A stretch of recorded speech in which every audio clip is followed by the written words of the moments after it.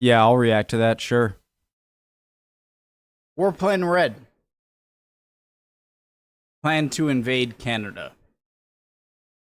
So I'm not sure if this is something that was... I forget if this is something about the War of 1812, but I don't think it is. I think it's like a theoretical, if I have to. That doesn't make it much better, or that makes it worse. Yeah. Kings and Generals, fantastic channel. I haven't seen a video from them in a while. About time.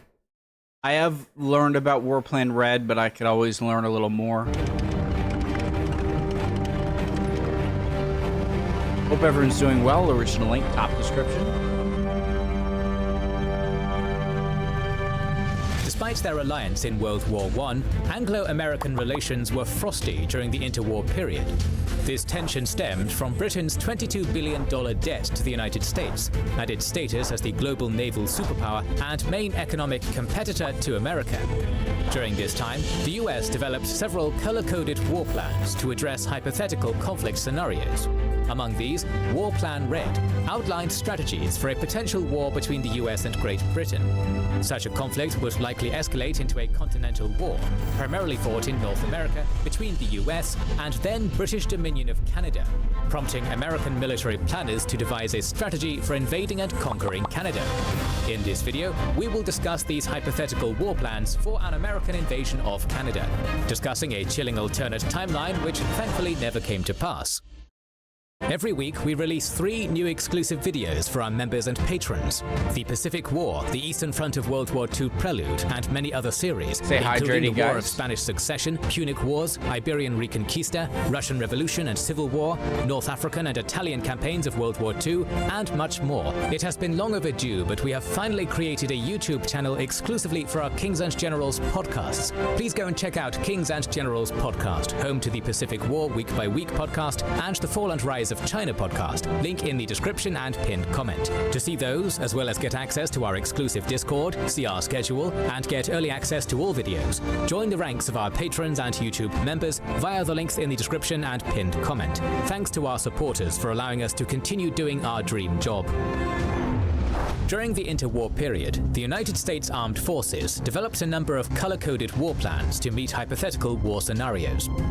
Some of you have brought up, like, in comments, like, Connor, why do you always do, like this all the time? And it's to stretch my neck, but oddly enough, I only really seem to do it when watching videos.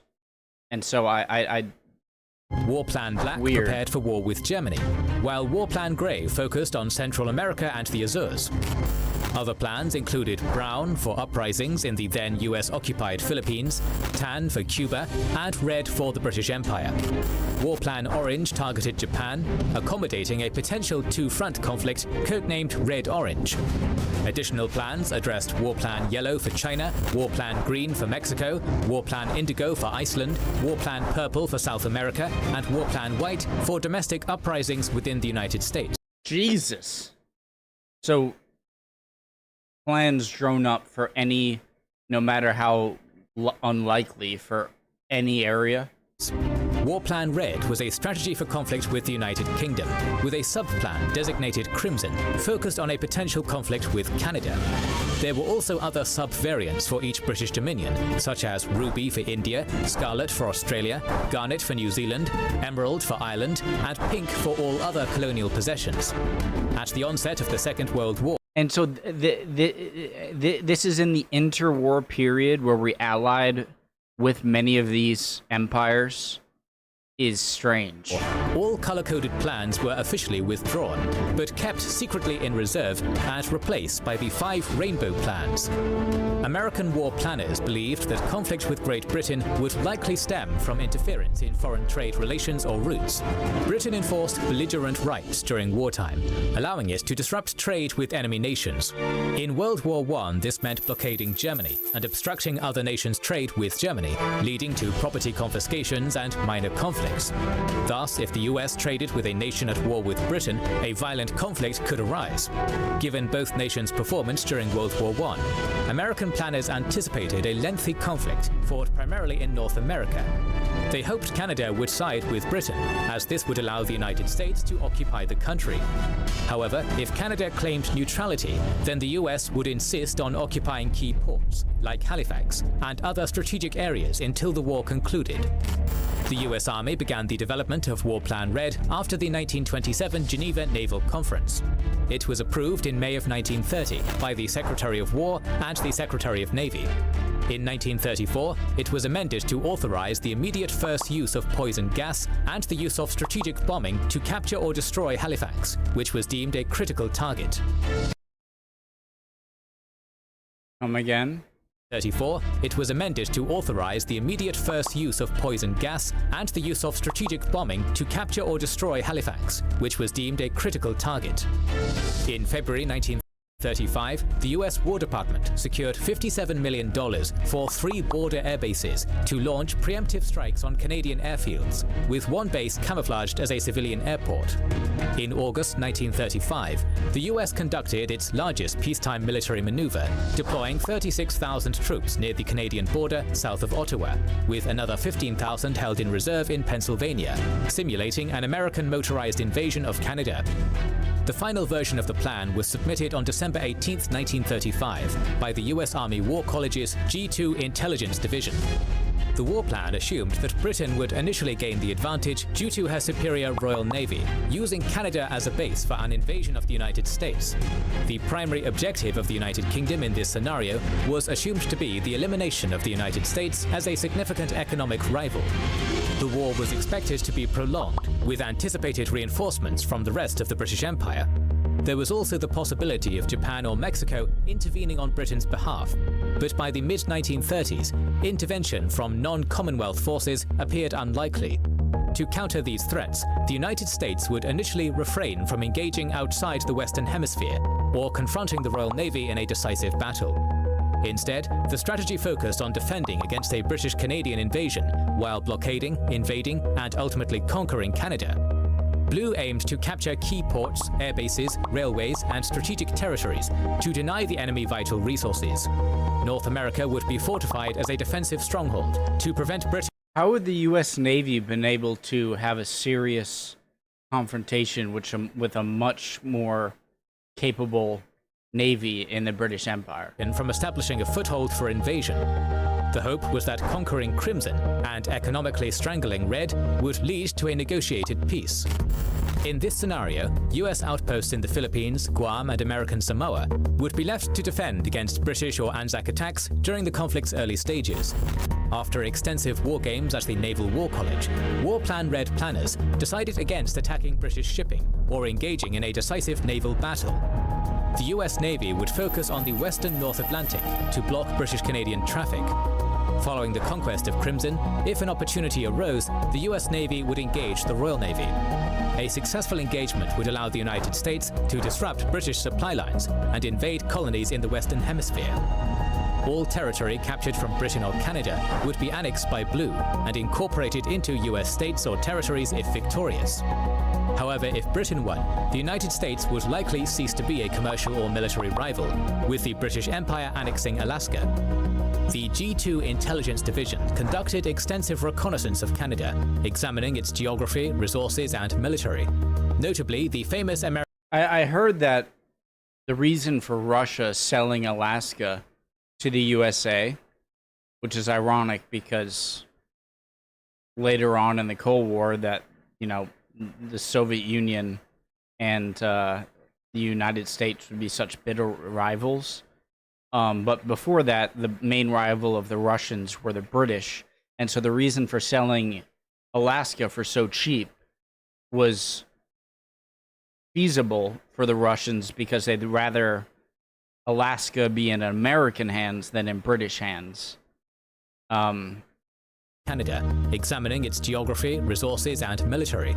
Notably, the famous American pilot Charles Lindbergh undertook secret reconnaissance flights over Canadian airspace up to Hudson Bay to identify strategic locations. He was among the first to suggest using poison gas in the event of conflict. Jesus. Canada's main political subdivisions included the Maritime Provinces, Quebec, Ontario, the Prairie Provinces, and British Columbia. Wasn't the designation of using chemical warfare wasn't that a war crime after World War One? So wouldn't they be committing war crimes by using those? Not a part of Canada before 1949, Newfoundland was also considered for Crimson's war efforts. A census on June 1, 1931, reported Crimson's total population at 10,376,786, with 5,374,541 males, concentrated along a narrow strip south of the 56th parallel, west of Lake Winnipeg, and south of the 49th parallel, east of Lake Superior. The climate in southern Canada was found to be similar to that of northern US regions. Due to brutal winter conditions, war planners recommended avoiding extensive military operations in Canada from November 1st to April 15th. In 1934, G2 Intelligence estimated that the Canadian Army had 3,760 permanent and 135,184 non-permanent personnel. It was anticipated that 60,000 men could be mustered within 15 days of conflict, increasing to 126,000 after 30 days. After 180 days, Britain could begin contributing 50,000 a month. The Royal Canadian Navy comprised 104 officers and 812 personnel, with possible support from the Royal British Navy adding 113 officers and 1,026 men. The fleet included 4 destroyers and 3 minesweepers. The Royal Canadian Air Force possessed 1,055 personnel, 84 combat aircraft, 189 total aircraft, and an additional 20 on order. Following World War I, the US Army had downsized to 135,000 active duty personnel, but could mobilize over 4 million in wartime. The US Navy included 100,000 active duty personnel, and by 1935 boasted 15 battleships, 4 aircraft carriers, 25 cruisers, 104 destroyers, 52 submarines, and hundreds of other vessels, totaling 320 warships. By 1932, the Army Air Corps comprised 1,305 officers, 13,400 enlisted men, and 1,709 aircraft. G2 Intelligence estimated that Great Britain could deploy 2.5 million troops to Canada from its colonial empire. The fact that the Americans actually had troops deployed in certain areas makes me think that this wasn't just a hypothetical, like we have to make a war plan for Canada and others just in case, right? But the fact that they actually have troops deployed means they really meant to do it. During this time, crazy. The Royal Navy was regarded as the world's strongest navy, easily outmatching the US Navy. It boasted 20 battleships and battle cruisers, 12 aircraft carriers, 90 cruisers, 100 destroyers, 70 submarines, and hundreds of other warships, along with 232 naval aircraft. The Royal Air Force had 48 squadrons of 12 aircraft each, ready to land in Canada, with continuous shipments projected to increase that number to over 74 squadrons within 120 days of conflict. It was evident that Canada could not successfully defend its territory against the United States. Canada would probably concentrate on defending Halifax and the Montreal-Quebec line. Right, so the importance of capturing these places for America, and I guess Quebec, especially Halifax and Nova Scotia, was that these were the main points where British troops could be shipped in that could pretty quickly be a threat to Americans, and rather than worrying about these places up here, because it would take much longer for them to go over this tough terrain to defend. Hold bases of operation for the United Kingdom. Her secondary priority would be safeguarding key supply routes and industrial areas. In August 1935, the US conducted its largest peacetime military maneuver, mobilizing 36,000 troops near the Canadian border south of Ottawa, with 15,000 more in reserve in Pennsylvania. The scenario favored an American motorized invasion of Canada as the ideal strategy. War Plan Red's success depended first and foremost on the capture of the port city of Halifax, the greatest ice-free port of eastern Canada. It was certain that the United Kingdom would use Halifax as its main naval base of operations, and its capture could prevent the United Kingdom from providing Canada with troops and supplies. Because of its importance, the US authorized the use of poison gas and strategic bombing to ensure the rapid capture of Halifax. Second to Halifax was the hydroelectric power plant at Niagara Falls, as it supplied most of the region's power. Taking it would severely cripple Crimson's operations. Following the completion of these objectives, the plan called for a full-scale invasion on 3 fronts, advancing from Vermont to the Montreal-Quebec area, from North Dakota to seize the Winnipeg railhead, and from the Midwest to capture key nickel mines in Ontario. Meanwhile, the US Navy aimed to secure the Great Lakes and establish a blockade of Canadian Atlantic and Pacific ports. For the invasion of the maritime region, the United States would launch an amphibious assault on Halifax from Boston and New York, anticipating heavy fortifications. So it seems like capturing Halifax and capturing Quebec would be the 2 big prizes. Because if you capture Quebec, you can block off Montreal support, and Halifax, you can block off, the support of over here to attack the U.S. A failed frontal assault would lead to landings at St. Margaret's Bay to besiege Halifax. If conditions were unfavorable there, the United States would advance overland from eastern Maine. Upon capturing Halifax, her undersea cables would be severed to disconnect Canada from Britain. Meanwhile, the US armed forces would capture the ports of St. John and Moncton, essential airfields and railway junctions. In the St. Lawrence River area, the Americans would advance via roads and railways from New York, New Hampshire, Vermont, and Maine to seize Montreal and Quebec. But why even try to seize Montreal? Why not just do a full offensive on Quebec? Since if you capture Quebec, you capture the heart of the St. Lawrence River, and so Montreal won't even be able to be supplied.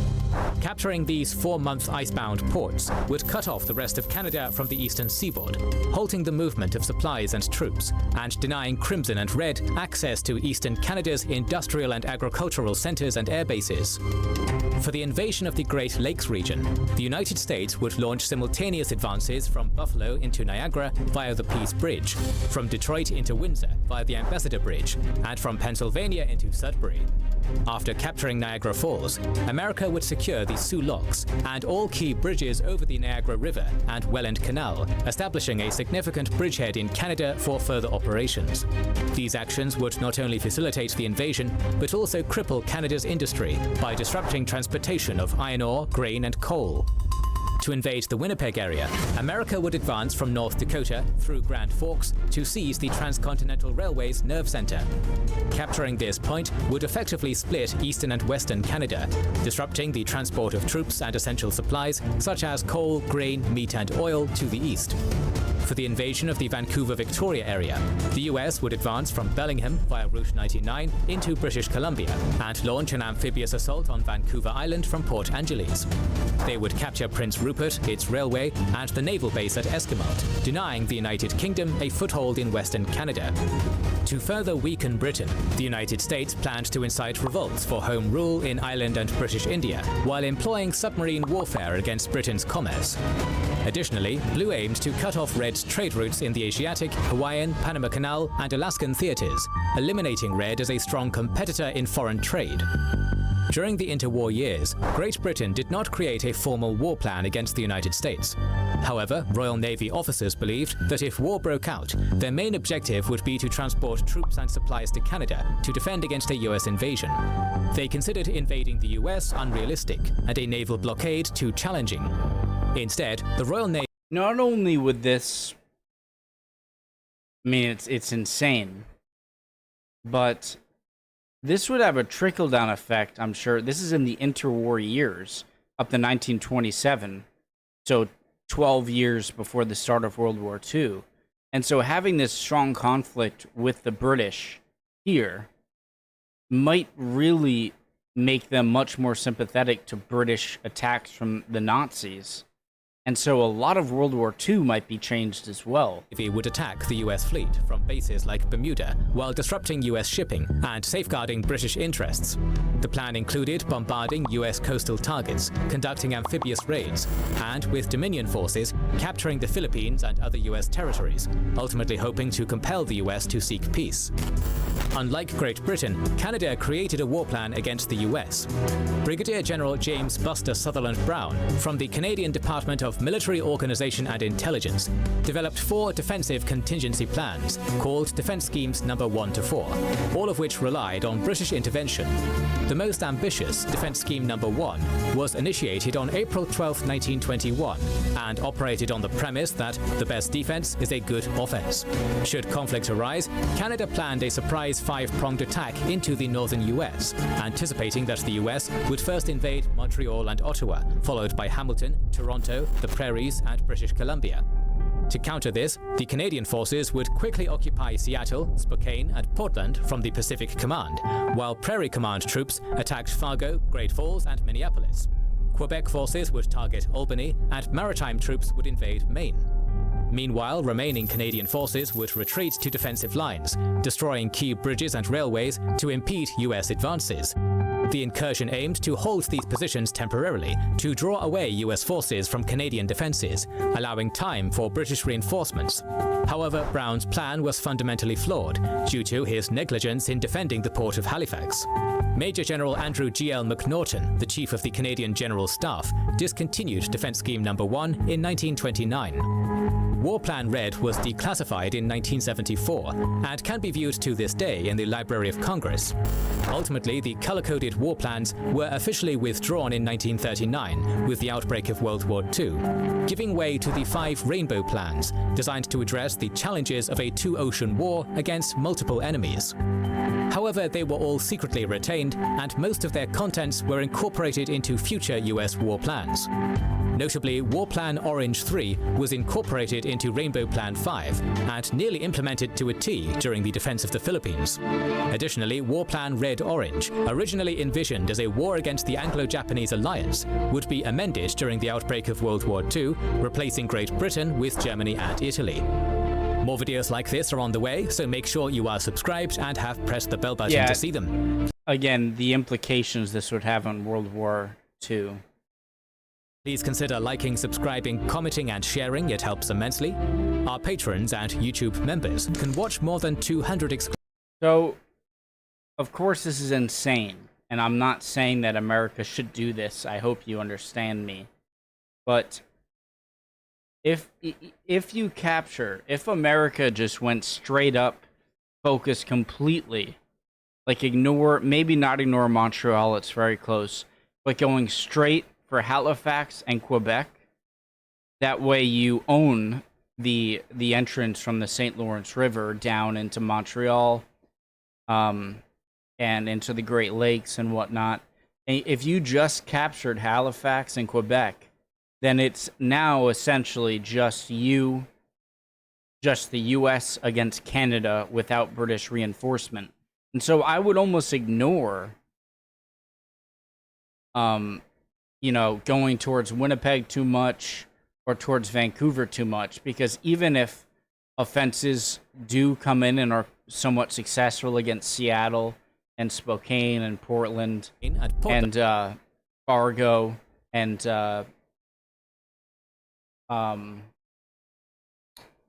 Grand Forks, right?